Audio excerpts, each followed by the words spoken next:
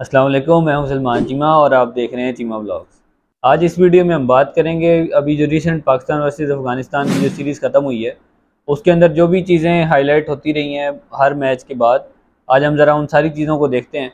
तो चलिए स्टार्ट करते हैं। पहले वनडे इंटरनेशनल के अंदर जब पाकिस्तान का तकरीबन 79 स्कोर था और 4 आउट थे, तो उस टाइम राशिद खान बॉलिंग कर रहे थे और इफ्तिखार अहमद ने जो है वो हल्की सी ऐसे शॉट खेली और सिंगल भागनी थी।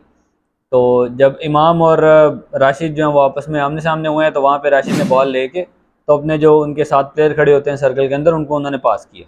गालिबन वो पास किया तो थोड़ा दूर थे, तो वो उधर आगे निकल गई बॉल। उतने में जो ना वो इमाम ने और इफ्तिखार ने सिंगल ले ली। तो राशिद उसके ऊपर थोड़े खफा हुए, उन्होंने कहा कि ये क्या तरीका है कि इस तरह तुम लोग सिंगल ले रहे हो।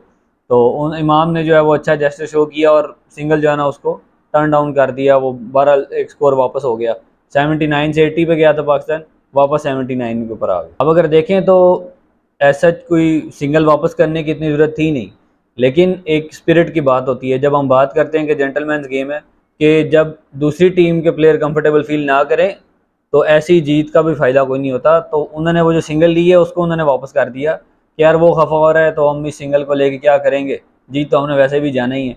तो बहरहाल वो उन्होंने सिंगल वापस कर दी। दूसरे मैच के ऊपर ज़रा बात कर लेते हैं। दूसरे मैच के अंदर जो है वो काफ़ी सारी चीज़ें जो है वो सामने आई हैं।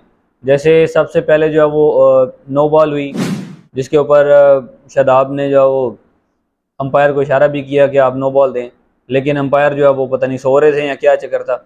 और जिस तरह हमने अपनी पहले एक वीडियो में जिक्र किया है कि जब इस तरह का कोई भी मामला होता है तो दो अंपायर जो हैं वो आपस में क्यों नहीं कंसल्टेशन करते। और जब पता लग गया कि एक चीज़ नेकेड आई से नज़र नहीं आ रही है, आपको थोड़ा सा डाउट है और मैच क्रूशल स्टेज पे पहुंचा हुआ है, तो दोनों अंपायर आएँ आपस में बात करें और थर्ड अंपायर के पास फैसला भेज दें। वहाँ पे हर चीज़ चेक हो जाए कि बॉल जो वेस्ट हाइट से ऊपर थी या नहीं थी, प्लेयर क्रीज में था या नहीं था। बहरहाल सारी चीज़ें जो थर्ड अंपायर चेक कर ले। तो इस तरह की चीज़ें जो है वो बार बार नज़र आती हैं। जैसे नवाज़ ने जब विराट कोहली को बॉल किया था तो उस टाइम वो नो बॉल नहीं थी, और वहाँ पे अंपायर ने, फील्ड अंपायर ने देखते ही नो बॉल दे दी और उसको भी थर्ड अंपायर पे रेफर नहीं किया गया। बड़ी क्लोज कॉल थी वो भी, और शायद वो नो बॉल होती भी ना अगर थर्ड अंपायर के पास जाते, और मैच भी शायद पाकिस्तान जीत जाता। लेकिन ये चीज़ें हर दफ़ा जो है ना वो सवालिया निशान खड़े कर देती हैं मैनेजमेंट के ऊपर और अंपायरिंग स्टैंडर्ड्स के ऊपर। तो इन चीज़ों को बहरहाल ज़रूर देखना चाहिए, जो कि आईसीसी नहीं देख रहा। उसके बाद अगर हम बात करते हैं, जैसे ही जो है वो नो बॉल वाला वाक़या होता है तो वो ओवर ख़त्म हो गया, और जब लास्ट ओवर शुरू होता है सामने नसीम शाह थे स्ट्राइक पे और रनिंग पे शादाब खान खड़े थे। वहाँ पे फजल हक फरूकी आए हैं और उन्होंने अभी जंप लिया और साथ ही उन्होंने विकेटों को बॉल लगा दी। अब ये उस टाइम तो ऐसे फील नहीं हुआ कि शायद प्लानिंग थी या क्या था, लेकिन ये चीज़ आहिस्ता आहिस्ता सामने आ रही है कि जिस तरह बॉल कराने से पहले वो तीनों जो उनका थिंक टैंक है, कैप्टन हशमतुल्लाह और साथ जो है वो बॉलर उनके फजल हक, ये आपस में जो है वो एक कन्वर्सेशन कर रहे थे। और शायद इनकी प्लानिंग थी कि जैसे ही क्रीज के पास जाएगा बॉलर तो वो जो है वो शादाब को मैन कट कर देगा। अगर हम इस चीज़ को वैसे देखें तो है तो लीगल है, मतलब आईसीसी ने इसको अपने रूल बुक में भी ले आए हैं और वैसे भी कोई ऐसा इतना मसला नहीं है, लेकिन स्पिरिट के खिलाफ है। अगर आप इस तरह जीत भी जाते हैं तो वो चीज़ रहती नहीं, वो मज़ा नहीं रहता जीतने का। आप ऐसी एक प्लेयर को नॉन स्ट्राइक एंड पे खड़ा है, आप उसे आउट कर देते हैं। इसके बाद काफ़ी प्लेयर ने ट्वीट्स भी की और पूरी दुनिया, पूरी क्रिकेटिंग वर्ल्ड के अंदर एक तमाशा सा बन गया। कोई कह रहा है कि ठीक है, कोई कह रहा है गलत है, कोई कह रहा है स्पिरिट के खिलाफ है, कोई कह रहा है कि बैट्समैन बाहर निकलेगा तो ऑब्वियसली उसे आउट ही करेंगे और रन आउट ही कंसीडर होगा, ज़ाहिर है वो। हमारी रिसर्च के मुताबिक ये रूल कुछ इस तरह है कि जब आप एक बॉलर एक्शन ले रहा होता है तो उसने अपना एक्शन कंप्लीट करना होता है। जब वो एक्शन कंप्लीट करता है उतने में अगर बैट्समैन बाहर निकलता है फिर वो वापस मुड़ के तो उसको मैन कट करता है। लेकिन जब आप फजल हक फरूकी का देखते हैं तो उन्होंने स्ट्रेट आगे जंप किया और साथ ही जो है ना वो विकेटों को बॉल लगा दिया। मुश्किल से एक पाँव जो है उनका विकेट से आगे था। अगर हम हिस्ट्री में भी देखें तो काफ़ी सारे ऐसे प्लेयर्स हैं जिन्होंने इस चीज़ को जो है वो किया मैन कट को पहले भी। अगर हम अश्विन मशहूर हैं इस चीज़ के लिए, अगर हम अश्विन का भी देखें तो उन्होंने पहले एक्शन पूरा लिया। जॉस बटलर को उन्होंने किया था, अपनी क्रीज तक वो पहुंच गए थे जहां पे बॉल डिलीवर करने लगे होते हैं। जब बॉल बिल्कुल हाथ से निकलने वाला होता है वहां पे बॉलर देखता है अच्छा ये क्रीज से बाहर निकल रहा है, तो वहीं पे वो आके जो है वो वापस मुड़ के और मैन कट कर सकता है। इसको हम माना जाएगा ही। इसी में अगर आप देखें तो कपिल देव ने किया इसको, उसके अलावा दीप्ति शर्मा ने किया, जो इंग्लैंड के साथ उनका मैच था उसमें भी अगर उनका देखें तो वो बिल्कुल बॉल डिलीवर करने लगी थी और एंड में वापस मुड़ के उन्होंने जो है उसको आउट किया। इसमें एक बहरहाल एक और चीज़ है कि पहले एक दफ़ा आपने वार्निंग देनी होती है जो नॉन स्ट्राइकर एंड पे प्लेयर खड़ा होता है, आपने उसको बताना होता है कि जनाब तुम निकल रहे हो बाहर, अगली दफ़ा निकले तो तुम आउट कर दूंगा। जैसे आपने देखा होगा वो क्रिस गेल की बड़ी मशहूर वीडियो है जिसमें वो बैट्समैन बाहर निकलता है तो वो बॉल को विकेट के साथ ऐसे ऐसे करते हैं और आउट नहीं करते। बहरहाल उनकी तो क्या ही बात है, वो तो एक प्रॉपर जेंटलमैन आदमी है, वो कोई इनकी तरह तो नहीं जैसे ये लोग आराम से आके मैनकट कर जाते हैं। और इसी तरह हमारे प्रोफेसर साहब की बात करें, मोहम्मद हफीज़ की, तो उन्होंने भी उस रवायत को नहीं छोड़ा और उन्होंने भी बहरहाल वार्निंग ही दी और आउट नहीं किया। तो बहरहाल ये तो एक अपनी अपनी उसके ऊपर है कि किसके अंदर कितना स्पिरिट है गेम के वाले से, कौन जेंटलमैन है या वाकई सिर्फ गेम खेलने आ गए हैं और पता किसी चीज़ का है नहीं। एक चीज़ बहरहाल जो है वो तस्वीरें बाद में आती रही हैं और उनमें हमने देखी है कि राशिद खान जो है वो मैन कैट वाली जो उस टाइम चीज़ हुई थी उसको इतना सेलिब्रेट कर नहीं रहे थे। सारी टीम अगर आप देखें उनकी एक साइड पे है और राशिद खान बिल्कुल मुंह लटकाए एक साइड पे हैं, बिल्कुल नीचे देख रहे हैं, वो कोई इंटरेस्टेड नहीं थे इस चीज़ के अंदर। बहरहाल ये फ़र्क होता है कि एक्सपोजर का, कि जब कोई बड़े प्लेयर्स होते हैं जैसे राशिद खान है, मोहम्मद नबी हैं, या अफगानिस्तान के वो प्लेयर जो बाहर की लीग्स खेलते हैं, जाके इंटरनेशनल लीग्स में जाते हैं, सारी दुनिया में वो खेलते हैं, अब बड़े प्लेयर्स के साथ ड्रेसिंग रूम शेयर करते हैं, उनको पता है कि हाई मॉरल्स की गेम है, जेंटलमैन गेम है, ऐसे फजूल काम नहीं करने। और जिस तरह पहले मैच में पाकिस्तान ने भी एक अच्छा जेस्चर शो किया था वो सिंगल वापस लेके, तो वो चीज़ भी कहीं ना कहीं उनके जहन में होगी। इसके अलावा एक और चीज़ देखिए, इसी मैच के बाद जब प्लेयर आपस में ग्रीटिंग कर रहे होते हैं तो वहाँ पे प्लेयर्स का मूड कोई इतना अच्छा नहीं था, खासतौर पर पाकिस्तानी प्लेयर्स का। समा टीवी ने भी इस चीज़ को रिपोर्ट किया था कि जो फरीद अहमद जो अफगानिस्तान के लेफ्ट आर्म पेसर हैं, उन्होंने बाबर आजम और इमामुल हक के बारे में, या उनको उन्होंने कुछ अब्यूजिव लैंग्वेज उनके लिए यूज़ की है, तो उसके ऊपर बाबर आजम काफ़ी खफा थे और उन्होंने जब ग्रीटिंग्स ख़त्म होती हैं तो उसके बाद उन्होंने मोहम्मद नबी और राशिद खान को उन्होंने खड़े किया हुआ था और वहाँ पे उनके साथ अच्छी खासी उनकी बात चल रही थी।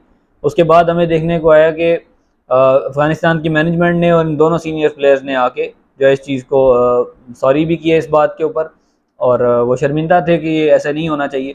बहरहाल उसके बाद तीसरा मैच होता है और वो सारी चीज़ें प्लेयर जो नॉर्मल पे थे, मसला एक ही मैच वो खेले हैं तो निकलना तो खैर उनका बनता नहीं है, लेकिन मेरा ख्याल है कि ये चीज़ जो है वो उसके ऊपर असरअंदाज हुई है, क्योंकि पीसीबी ने भी जो है वो लीगल नोटिस भेजना था और उसके ऊपर एक आईसीसी को लेटर लिखना था, तो उन्होंने पहले ही उसको मंजर आम से जो वो हटा लिया है।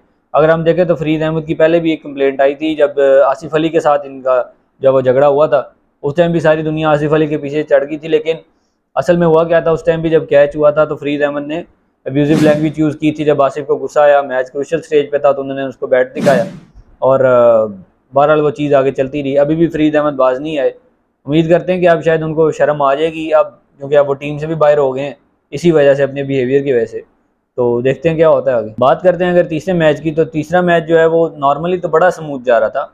उसके अंदर मुझे याद है जब हशमतुल्लाह बैटिंग कर रहे थे तो उस टाइम डीआरएस सिस्टम जो है वो डाउन हो गया और अंपायर्स ने जो है वो बाबर आजम और हशमतुल्लाह दोनों को बुलाया और उनसे उनको बताया कि जो है वो डीआरएस सिस्टम डाउन है, आप रिव्यू नहीं ले सकते। लेकिन उसके बाद भी किसी टीम को ऐसा ज़रूरत पड़ी नहीं है, तो विकेट्स गिरती रही। जब 97 पे 7 आउट होते हैं तो मुजीब आए बैटिंग पे, उन्होंने आके ज़रा मारना शुरू कर दिया। 18-20 स्कोर उनका हुआ तो नवाज ने उनको एलबीडब्ल्यू किया। अब वो क्लियर आउट था, उनकी टांग जो है, अगर आप ये पिक्चर में देखें तो उनकी टांग वो बिल्कुल जो है वो विकेट के सेंटर में थी और बॉल बिल्कुल इन द मिडल लग रहा था, बिल्कुल साफ क्लियर उनका मिडल लाइन लेग के ऊपर आउट हो जाना था। और लेकिन क्या हुआ कि अंपायर ने आउट नहीं दिया, बाबर आजम ने उसका रिव्यू लिया। रिव्यू लेके जब ये थर्ड अंपायर के पास फैसला जाता है, अब थर्ड अंपायर के पास कोई हॉका ही नहीं है, कोई वो स्टिको नहीं चेक कर सकते, कोई कुछ नहीं है, लेकिन दिमाग तो है। अब जब उन्होंने देखा कि बॉल जो वो बैट से दूर है, एक दो दफ़ा उन्होंने उसको पास करके देखा है, लेकिन इतना नहीं उन्होंने बर्डन लिया इस बात का। अब जब देख रहे हैं कि बॉल जो है वो बैट को नहीं टच हुआ और सामने पैड को लगा है, लेकिन फिर भी आउट नहीं दिया। 2-4 मिनट देखने के बाद उन्होंने कह दिया जी कि जो फील्ड अंपायर ने फैसला लिया है वही फैसला है और बस उसी के साथ जाएं आप, और उसको नॉट आउट दे दी। अब मुझे इस चीज़ की समझ नहीं है कि हम इधर टीवी पे बैठे हैं, हम देख रहे हैं कि जब बैट को नहीं लगा, टांग जो है वो विकेट के सामने है, मिडल में लग रही है, तो क्या ऐसी चीज़ है कि आपको आउट देने से रोक रही है? अब ये चीज़ तो बहरहाल जो मैंने आपको अभी बताई है एलबीडब्ल्यू के वाले से, वो तो हुई। पाकिस्तान के उस पर रिव्यू भी ज़ाया हो गया। यहाँ तो देखें, अगर आउट नहीं देना था, जैसे फर्स्ट करें एम्पायर्स का होता तो रिव्यू वापस आ जाता। अब वो एक तो आउट भी नहीं हुआ, ऊपर से पाकिस्तान का रिव्यू भी ज़ाया हो गया। तो ये क्या तरीका है कि आप अगर फर्स्ट करें बाद में डीआरएस सिस्टम ऑन हो जाता और मैच क्लोज हो जाता, तो उसमें फिर कौन जिम्मेदारी लेता है इस चीज़ की? इसके अलावा फैंस के लिए एक बड़ी खुशखबरी की बात है कि पाकिस्तान की जो है वो वर्ल्ड कप की किट जो लॉन्च हो गई है। और ये पहली बार है कि पाकिस्तान ने वर्ल्ड कप से तकरीबन 1.5-2 महीने पहले जो है वो किट लॉन्च कर दी है। नॉर्मली ये ट्रेंड ऑस्ट्रेलिया में पाया जाता था। अब ये होगा कि पहले हम देखते थे कि जब भी कोई मैच होता था तो हमारे जो क्राउड जाता है देखने, वो रंग बिरंगी शर्टें उसने पहनी होती हैं, या पुराने वर्ल्ड कप्स की या पुरानी सीरीज़ की, क्योंकि किट बहुत एंड में जाके लॉन्च होती है तो लोग खरीद नहीं पाते। इस दफ़ा ये बेनिफिट बहरहाल होगा कि महीना डेढ़ पहले जो वो किट आ गई है, अब सारे लोग आराम से परचेज़ कर सकेंगे, चाहे पीसीबी की ऑफिशियल वेबसाइट से कर लें या जहाँ से भी उनको मिलती है। इसके अलावा कल जो है वो पाकिस्तान का पहला मैच है नेपाल के खिलाफ मुल्तान के अंदर एशिया कप का, और तैयारियाँ जो है वो ज़ोरों शोर से जारी हैं पाकिस्तान के अंदर। और बस अब लुकिंग फॉरवर्ड टू टुमारोज़ मैच, और देखते हैं कल क्या बनता है। इंशाल्लाह जब मैच ख़त्म होगा तो उसके बाद आपके लिए हाजिर होंगे एक वीडियो के साथ। आपसे एक रिक्वेस्ट है कि हमारे फेसबुक पेज और हमारे ट्विटर अकाउंट को जो है वो ज़रूर फॉलो करें, और हमारे यूट्यूब चैनल को भी सब्सक्राइब करें ताकि आपको नई से नई वीडियोस मिलती रहें। और मिलते हैं इंशाल्लाह आपसे अगली वीडियो में, तब तक के लिए अल्लाह हाफ़िज़।